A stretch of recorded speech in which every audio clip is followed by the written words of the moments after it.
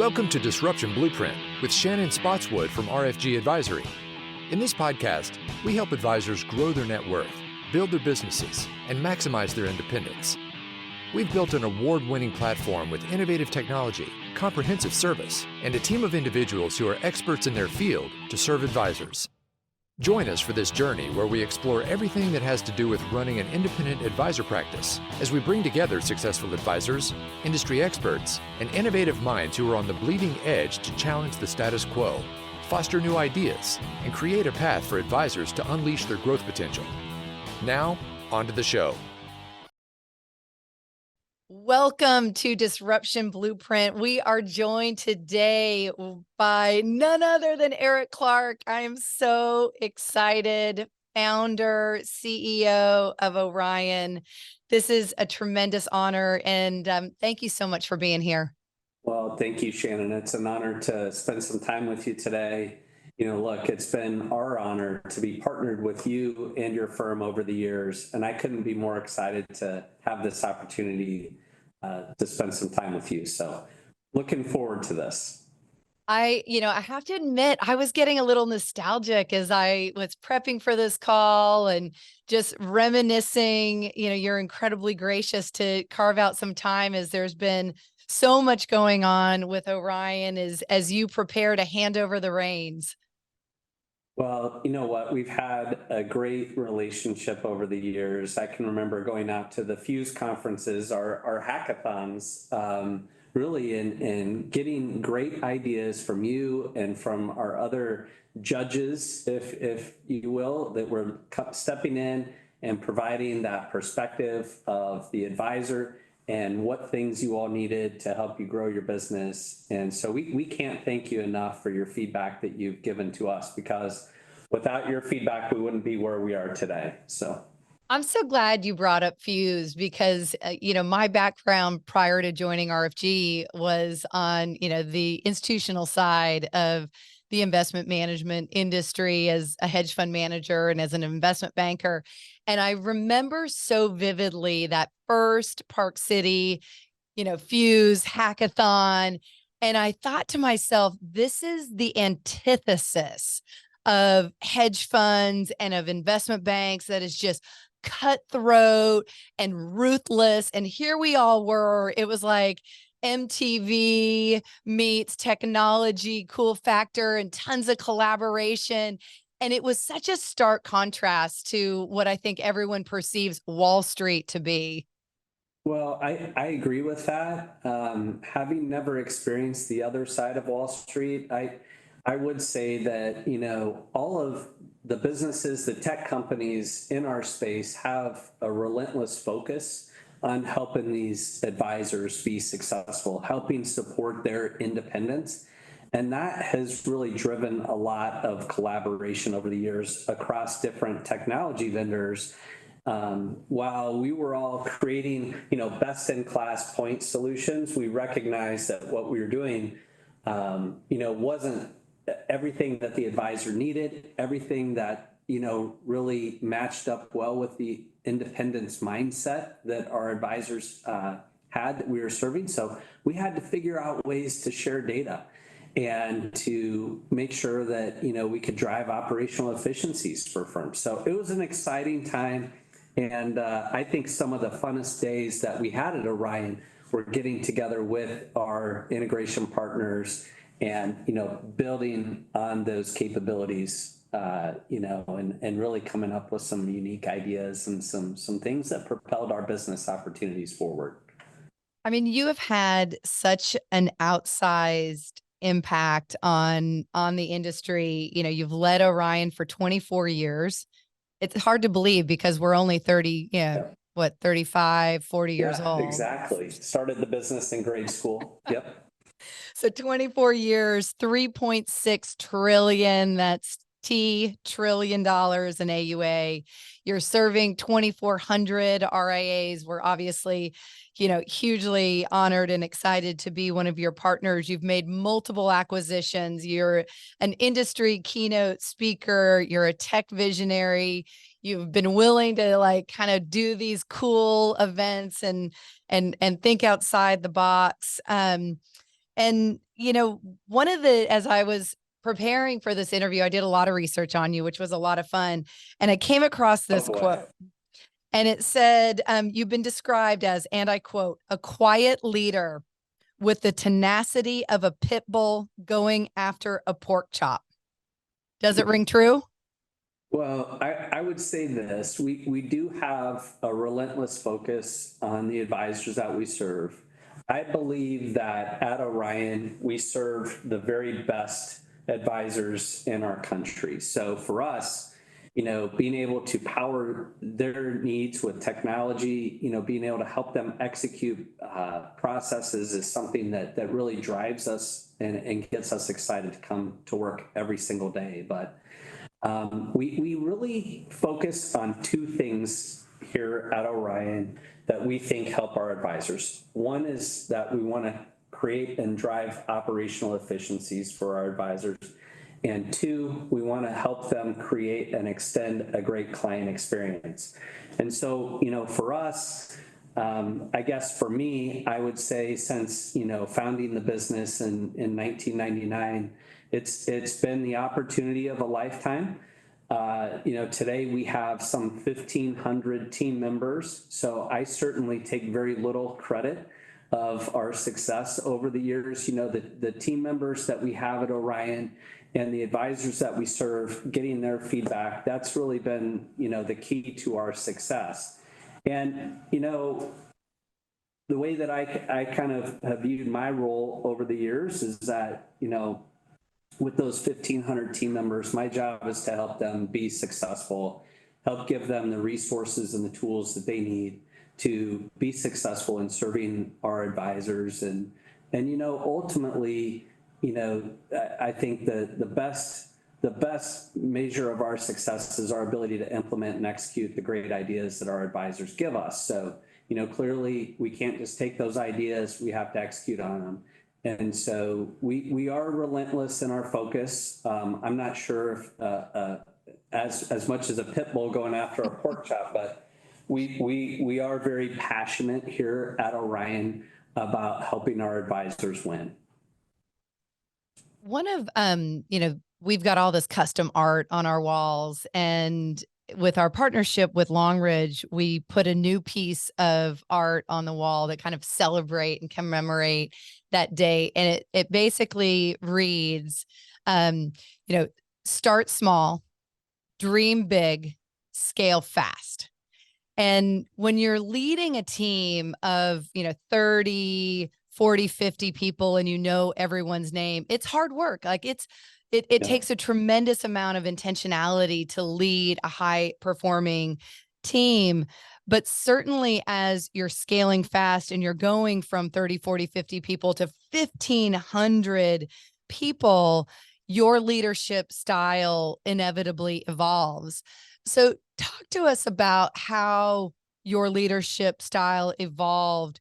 And what are your, I always like to put it in 3 and 5s. What are your 3 takeaways for leaders who are looking to scale, even if it's, an advisor that is a team of 5 looking to go to a team of 10, not necessarily, just a fintech company going from 30 to 1,500. So how did your leadership style evolve? Well, as an entrepreneur, you kind of start, small, like you'd mentioned, and a lot of the ideas of things that you're trying to create, the business that you're trying to build, really come from, your business plan, basically what you're trying to execute and bring to market. And then that has to shift because you as you take things to market, you have to quickly listen for feedback and take that feedback and what I view is you have to take that and you have to correct course, meaning what you thought you were going to do, the way that you were going to deliver it, the price point that you're offering your services at. You have to be willing to take feedback and make adjustments. And if you can make adjustments quicker than the competition, then odds are you're going to set yourself up for success. But you have to transition from this role of creation to receiving a lot of feedback and really then being able to pivot, quickly. And then as the organization has grown, the one thing that I learned quickly, and I can remember when our board of directors changed from being, predominantly family to being comprised of outside shareholders. It was super important to me that we created an environment of trust, because trust really acts as a catalyst for speed of execution, speed to make decisions, speed to implement those decisions. And so, for an organization to scale, you cannot underestimate the importance of trust and the speed that creates for your organization.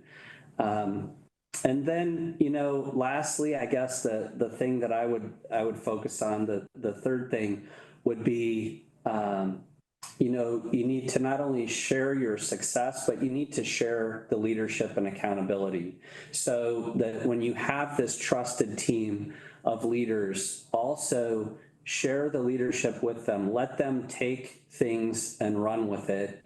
They're going to fail.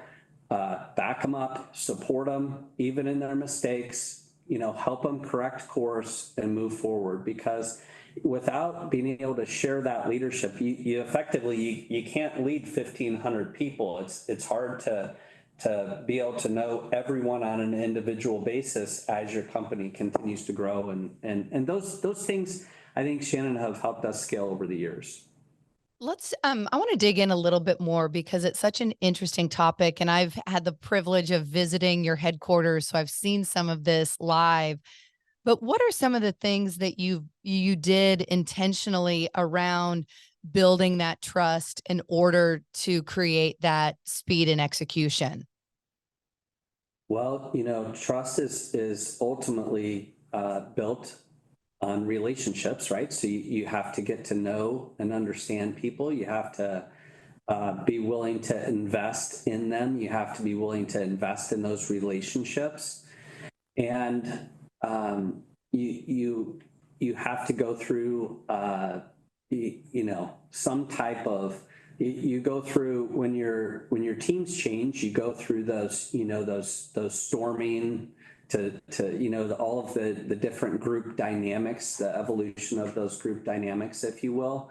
But you have to be working with people that, you can trust at the end of the day. And I think, for me personally, that has been the most important characteristic of the members of my executive team. Each of them I do implicitly trust in a variety of different ways. I trust them to give me feedback. I trust them to disagree. I trust them to speak up if we're in a meeting and we're going down a path that they question. And you have to be willing to have those honest conversations, if you will, with those other members of your executive team to build that trust. Because if you don't have that open dialogue, and you end up with a lot of groupthink, and then you end up in this pattern thinking that really doesn't allow you to disrupt the status quo. I mean, it's funny. It's like, I read this interesting quote this morning, and it went something like, if you're not having difficult conversations, you're going to have difficult relationships. And yes. I thought, oh my gosh, that is such a key part of that, what you're talking about. There's stormy seas that come up when you're scaling fast, and you're helping, you're moving people into different roles, and you're helping, to push and provide opportunity to move in different directions. But it's not a straight linear line, and it involves some radical candor and some really hard emotional conversations. Yeah. And you know what? I think that if we can build diverse teams, we're more likely to have those types of conversations. I have kept people on my executive team that, 90% of the time, the way that they're thinking about something is totally different than the way that I would think about it, or the way that I would approach it. And I actually love having them around just because of their perspective being different than mine. And, if we want to, build a business that's not just successful today, but it's successful in the future, then we have to be willing to disrupt the status quo. We have to disrupt the traditional ways of thinking. For us as a technology business, it's incredibly important for us to be innovative. Well, we can't innovate if we continue to do what's expected or process things the way that they always have been done. We constantly have to be willing to disrupt and challenge that status quo. Okay, so here's a hard one, or maybe an easy one. Hire slow, fire fast. Do you agree? Well, I'll tell you, I'm a believer that everyone has strengths, right? So, for us, it's a matter of recognizing what those natural strengths are and then getting people in the right seat on the bus, to leverage a good to great mindset. But, that has been really, really important. I meet with all of our new hires every month. And when I sit down with them and meet with them, I always tell them, look, you know what? The job that we hired you for is likely not the best role that's going to help us maximize your strengths. The things that you're naturally great at and the things that you love to do, that's the type of role that we want to get you in. But initially, we're going to start in this role that we've hired you for. But as opportunities are created and as job postings become available, please look at those, constantly look at those, because we want to help get you in the right spot to maximize those things that you're naturally great at and things that you naturally love to do.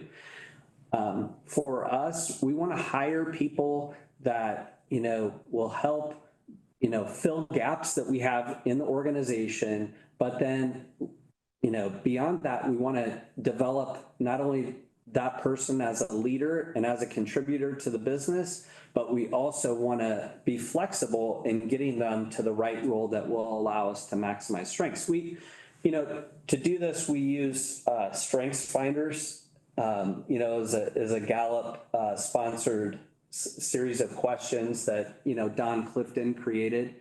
And that has been incredibly valuable to our organization over the years, as opposed to asking people to, correct things that are weaknesses for them. We want to help people do more of what they're great at.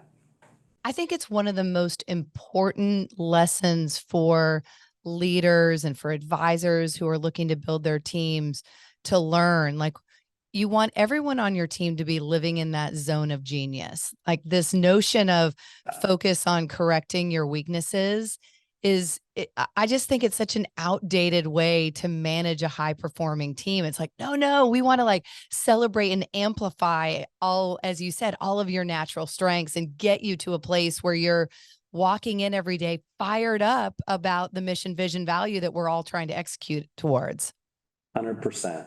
I love that. Zone of genius. Yep. Zone of genius. Why do you think advisors struggle with that? You've got a unique lens with, working with 2,400 RIAs, and talent is, it actually, in the most recent Schwab survey, it has always been growth as the number one pain point for advisors. And in the most recent survey, it was talent. Why do you think advisors struggle with that? As an entrepreneur, I can tell you that it was a struggle for me initially to scale because I wanted to do things. I wanted to be involved because everything had to, in essence, be done, the way that I thought could be best. And I think entrepreneurs, and independent advisors are definitely entrepreneurial. A lot of times we like to have our hands in everything, and it takes a little bit of time for us to be, and a lot of trust for us to be willing to delegate out a responsibility. The way that I was able to overcome that is that, and for me, the type of leader that I am is that I like if people encounter a problem, I want to be the first one to roll up my sleeves, work side by side with them until the issue is resolved, no matter how late it is, no matter how inconvenient it is, or what the holiday might be. I want to be able to be the type of leader that will jump in and work side by side with them to make sure it's resolved and help them be successful. And I think that as an entrepreneur, that's something that I can relate to it. I can relate to these advisors that are having trouble scaling, having trouble letting go of some of those responsibilities that they hold near and dear. But over time, if you can build that trust, you can build that team, you can definitely get there. And you didn't think you were a pit bull with a pork chop. Yeah, exactly. Yeah, Okay, and you know what? To your point, Shannon, right? Like we're in many cases our own. We're creating our own limits, right? Yeah. Because we don't see ourselves for some of those characteristics that exist that are holding us back. Yep. Yeah, absolutely. Switching gears a little bit, I'm a junkie to read every strategy book. I think right now I have like 7 or 8. I almost am feeling like a hoarder of strategy books at this moment. But every good book on strategy and scaling businesses, building businesses makes one consistent point, which is if you run out of cash, no matter how noble the reason, you lose. Full stop, you lose. And yet often, they're independent advisors. When we talk about capital providers, there's almost this like collective knee-jerk distaste, distrust. You've lived the PE journey. RFG were early days, week 1 of our journey. What do you think are valid concerns, and what do you think are the greatest benefits of bringing in a capital partner? Yeah, so for us, we missed out on a large acquisition opportunity because the company that we were trying to acquire did not believe that we could get the financing to get the deal done.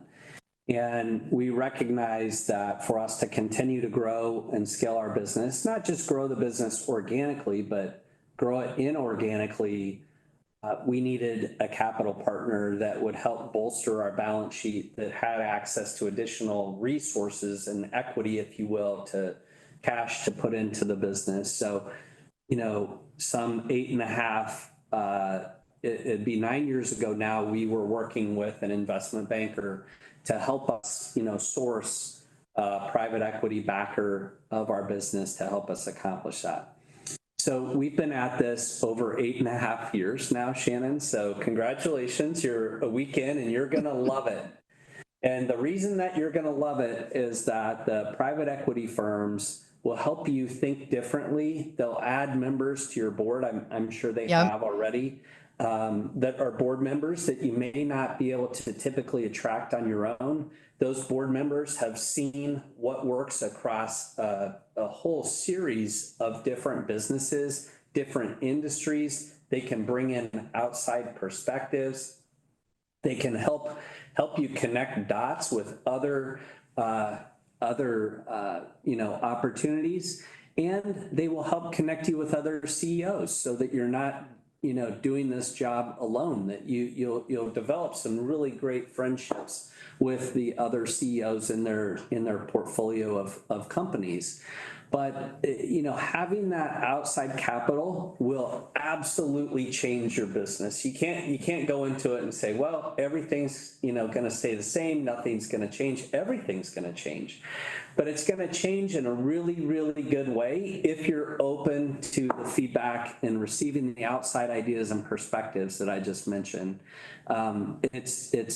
If you have a mindset that it's not going to work for you, it's absolutely not going to work for you. But if you have a mindset that, you know what, this is an opportunity for me to grow and develop and help support our mission, even beyond where we're at today, you will absolutely accomplish that. I'm so glad you brought up the word mindset, because I think that, we talk about that all the time. We're our own worst enemy on this. Like when you think about advisors, independent advisors who aren't growing, or they're frustrated by their by their absence of growth, a lot of times it will be due to their mindset. And when I think about you and mindset, visionary and kindness kind of in equal measure, it's a very powerful combination. And I think a real testimony to your success. How would you define your mindset like that against that backdrop of like bringing in a PE partner 8.5 years ago? Well, my mindset at that time, obviously I've grown a lot, developed a lot as a leader. I'm grateful that TA Associates was giving me the opportunity to grow and develop to the extent that they have, because, in many ways I was undeserving of the opportunity to be CEO and lead our organization. But at the same time, they provide me with the additional resources that I need to really grow and develop where I'm at today. I still have a lot of growth left in me. And, having a mindset though, where you're looking to continually improve, I think is a big driver of, how successful we'll be in the future. But to get there, we have to do things that are uncomfortable. So, for instance, with growth, it's uncomfortable to bring in an outside partner to help you, have the balance sheet that you need to achieve those next levels of growth. Sometimes it can be uncomfortable to make a move, to leave what to be the status quo and go out and be an independent advisor. That can be tough. Changing the ways that we've always done things is something that creates a lot of maybe discomfort in our lives. But you know what? It also creates a massive amount of opportunities, and things will, you can create something in the future that today you're having a hard time even imagining. So when I created this business in 1999, I had no idea that we would be in the trillions of dollars of assets that we could support. But you know what? Being an independent fiduciary advisor is the right business model. And so over time, that business model itself, the market itself began to get bigger. Outside investments like private equity started coming in, and being willing to be a part of that as opposed to trying to fight against change, creates just unbelievable opportunities. Along the way, did you employ any of these like operating systems like Traction or EOS or, Traction's EOS, OKR, Scaling Up? Like, did you all, buy into any of those philosophies and implement those operating systems? Absolutely. So, Gino Wickman's Traction is something that we're big subscribers to. We use an EOS operating system to make sure that our mission, vision, values, behaviors, and goals are in alignment. We do 90-day planning.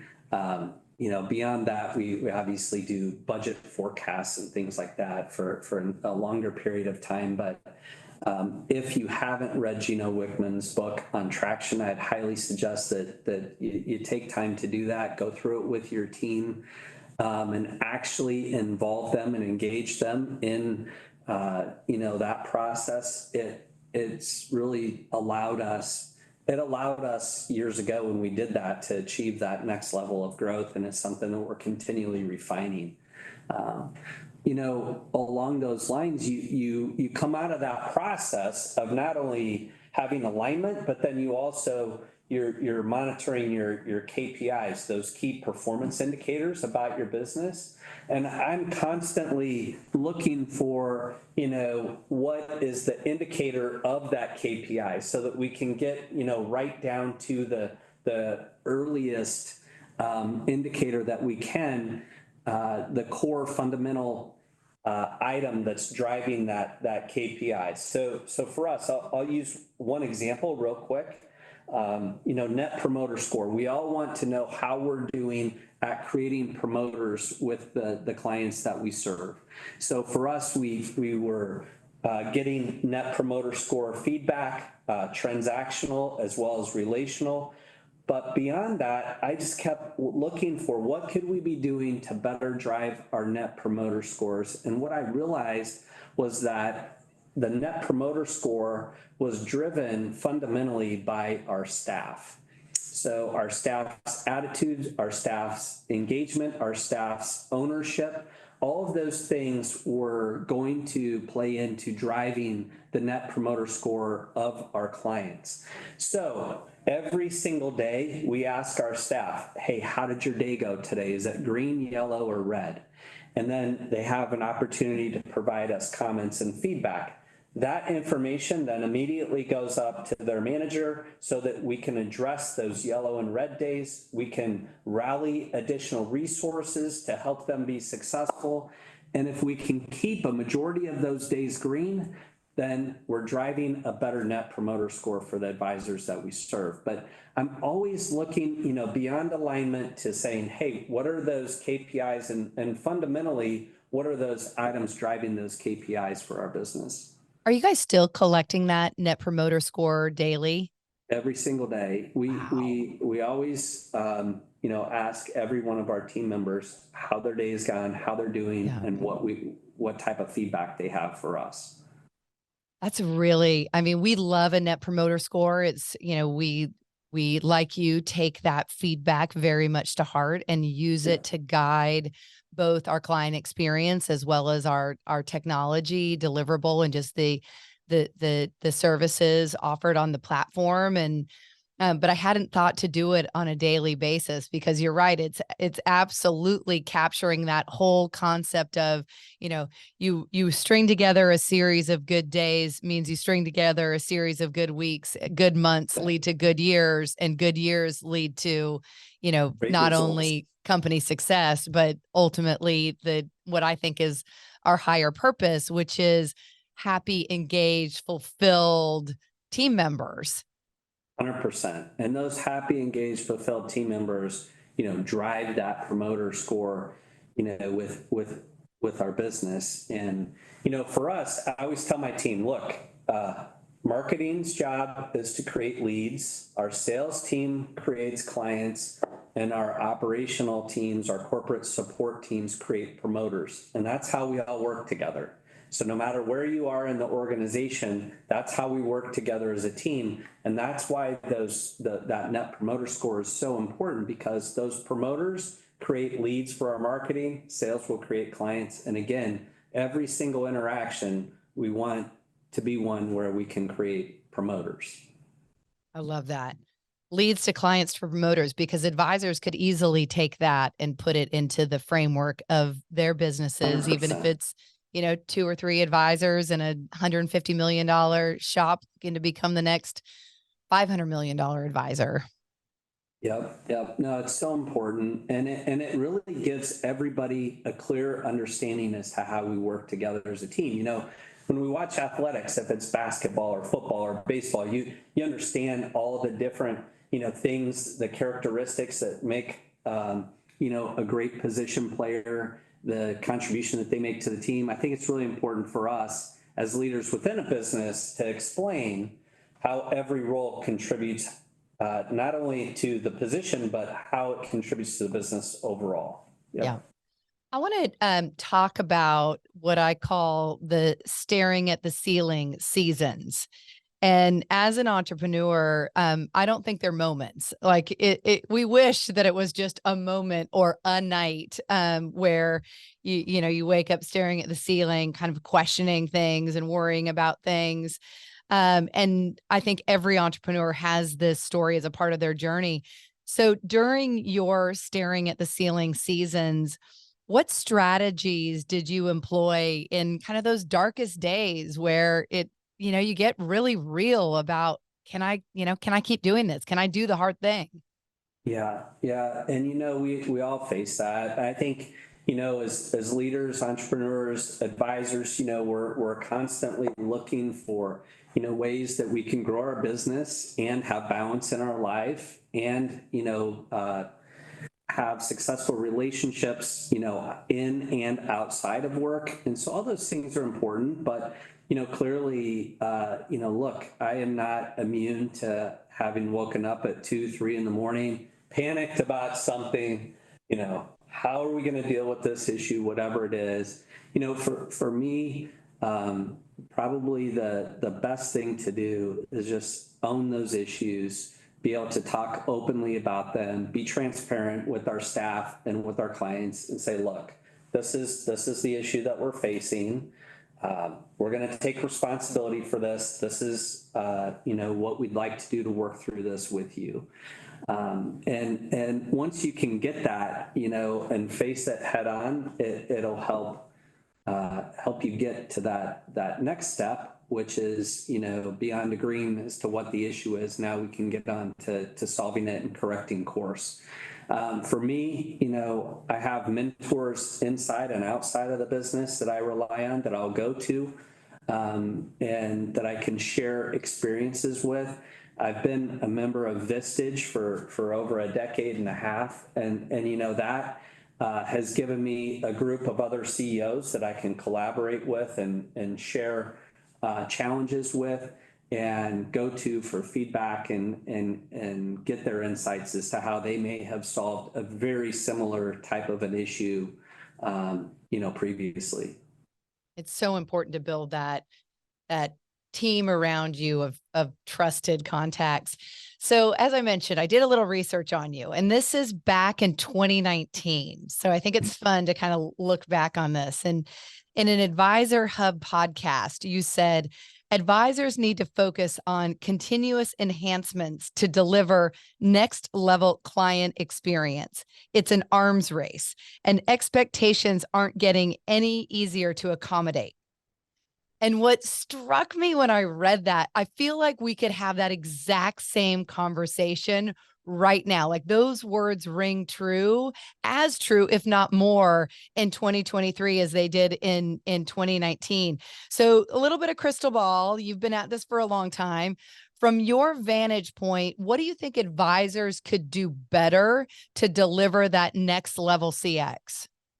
Well, I'm a big believer in, brand harmony, if you will, your brand's experience being expressed all throughout your processes. And that would include your technology right down to the service experience. There's a book written by Steve Yastro called Brand Harmony that personally I'm a huge fan of. But beyond that, you have to make sure that your tech experience is on par with best-in-class tech experiences in and outside the industry, right? And I think we all have accepted the fact that, look, we need to provide transparency and access through client portals, mobile apps. We need to share documents and information securely. We need to provide information to make great decisions, help the client make great decisions. We need to help protect their assets, with credit monitoring, those types of things. But beyond that, now we're at a point that I think is, evolutionary, if you will, where we can use technology to influence behavior. So you're probably saying, what do you mean use technology to influence behavior? Social media applications use things that trigger our minds to get us addicted to come back to that social media account in Instagram, more often than we would have expected when we opened our accounts. There are triggers, things that get us to act. Well, so years ago, when we had the opportunity to combine our business with Brinker, I think one of the neatest assets that we got in that acquisition was Dr. Daniel Crosby. He's a thought leader in the area of behavioral finance. But what we do is we use Dr. Crosby's skill set and capabilities ingrained in our technology experience to help drive better investor behavior. So, we think of things like social media apps and the way that they're addicting us to their technology applications. Well, we can also use behavioral finance to help drive better investor behavior. And so there are things that we can do to segment out, you know, investments or balance sheet or resources and display that information in a way that will help someone sleep well at night and drive better behavior. There are things that we can do to help bring the advisor closer to the client through a series of questionnaires that will help the advisor better understand the client, and more importantly, help the client feel understood by their advisor. So I think behavioral finance is going to drive what's next in our industry and what's next in our space, because we all know that, you know, in large part the investment problem has been solved, but the investor problem has not. And engaging in all things BeFi will help us solve that investor problem. I mean, I'm like giddy inside because we see the world through that same lens and think we're at one of the most exciting bifurcations in the industry. And those advisors that can really drive that emotional connection and amplify that one-to-one relationship in a hyper-personalized way are going to just see explosive growth in the next, 5, 10, 15, 20 years. Yeah, and I think it's going to be interesting to see the types of advisors that we have, the types of backgrounds that they come from. People like me with accounting and finance degrees, we may not be the type of advisor that is really connecting with that client in the future. It may be around more of those soft skills that are really the value adds that are driving, the value proposition in the future. It would be, and it's something that we can all really, I think, spend time thinking about and committing to, because that is ultimately, circling back to what you said at the beginning, that would ultimately translate into greater diversity in our industry, because, a lot of the absence of diversity is because we have over the, I'd call it the first 30 years of the wealth management industry have attracted that accounting and finance oriented. And if there is actually the only indicator of high performing teams, it's not, where you went to school. It's not how many years of experience. It's not male. It's not female. It's not age. It is how diverse is your team. So there's something, you might be cooking up your next retirement venture. I don't know about that, but I am a big proponent of having diverse ideas, diverse backgrounds, diverse mindsets help us, with being successful in our businesses. I would back that survey up, that statistic that you mentioned. I think it is the biggest characteristic as far as determining our success. Yeah. We've touched a lot on your habits and, what you've done to kind of keep going. And, I always remind our team, I call it, we're running a sprint marathon, because ultimately you're in this for the long haul, but you're asking your team to, walk in the door every day and, be involved in a sprint marathon. And it's thrilling, but it's really hard work.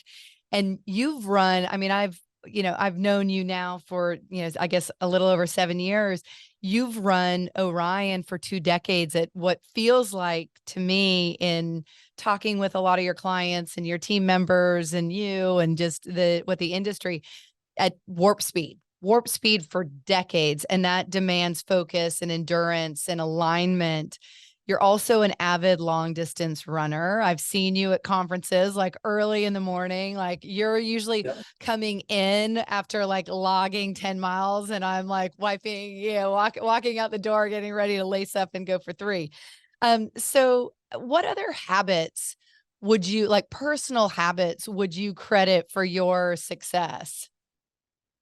Well, ultimately, I think success has been driven based on the relationships, the friendships that have been able to be created inside of this business, and truly, loving every aspect of it. So instead of looking at it as work, I've always looked at this as an opportunity to create friendships, opportunity to create value, opportunity to create something that doesn't exist, opportunity to create scale for our advisors, delivering advice to more and more people.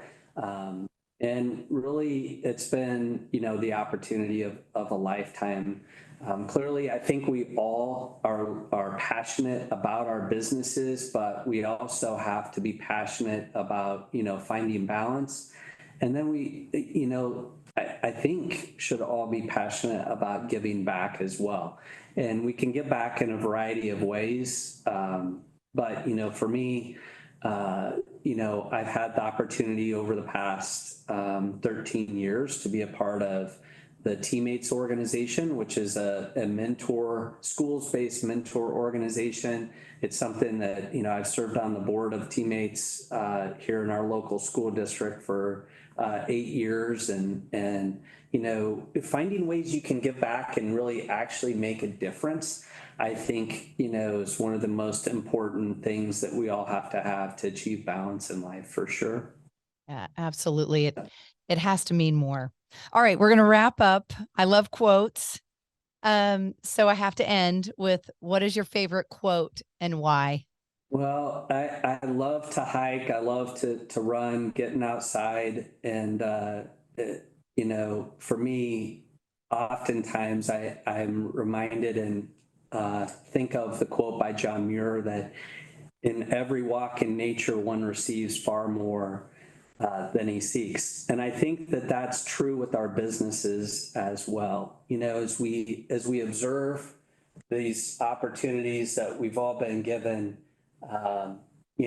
oftentimes we receive, a lot more than we seek. And for me, as I've been able to help others and focus on helping the advisors that we serve, I've certainly received way more than what I had initially set out to accomplish. So, Shannon, I sincerely want to thank you and your team for all of your feedback over the years. We wouldn't be where we're at today without you. So thank you. Thanks to your advisors and your home office team, because it's been an awesome partnership.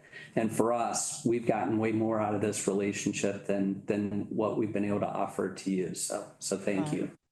Thank you, Eric. This has been such a treat. I appreciate all your time. And that was just a really beautiful quote to end on. Great. Well, thank you, Shannon. Thank you for listening to the Disruption Blueprint podcast.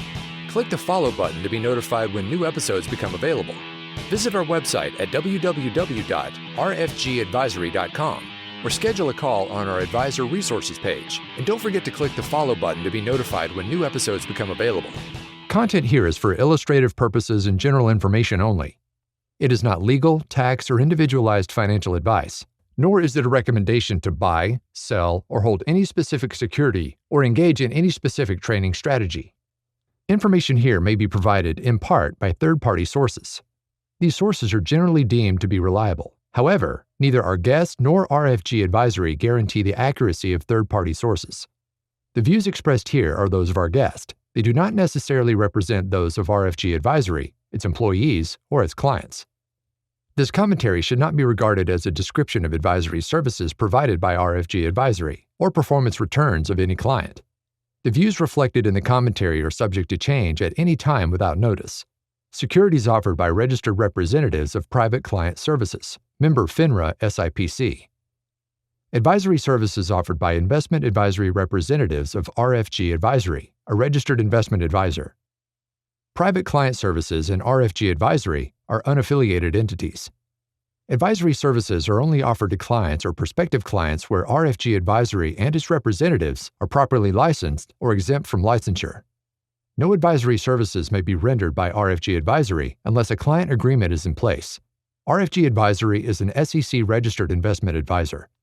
SEC registration does not constitute an endorsement of RFG by the Commission, nor does it indicate that RFG or any associated investment advisory representative has attained a particular level of skill or ability.